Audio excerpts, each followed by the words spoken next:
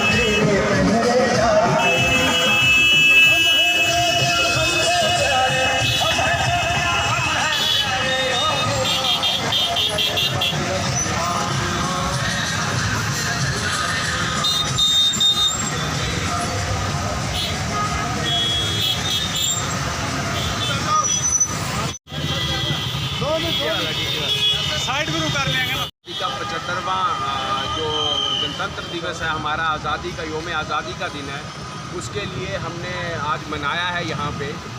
आज की हमारी इस योम आज़ादी की रैली में पुंछ के हर तबके के लोगों की शमूलियत हुई है।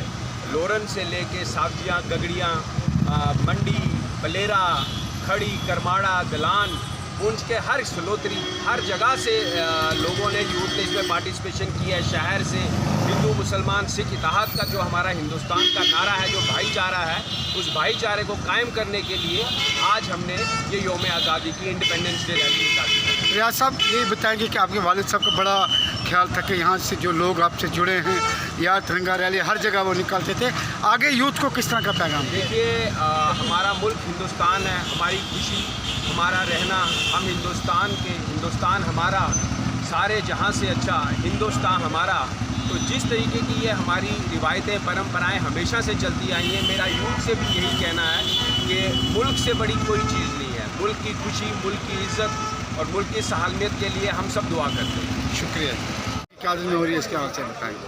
आज 75वीं जमहूरियत चलो भाई है, जहाँ हर घर घर तिरंगा लहराया जा रहा है और आज़ादी का जश्न मनाया जा रहा है। तो वहाँ पे रियाज बशीर नाज ने भी ये एक बहुत बड़ा प्रोग्राम रखा है, जिसमें हज़ारों की तादाद में बाइक रैली यहाँ से जो डीसी ऑफिस तक जाएगी, और सब जितने भी यहाँ पुंछ के लोग जो नाज साहब के मोहब्ब हैं और वतन के मोहब्ब हैं, वो सब लोग यहाँ इकट्ठे हुए हैं।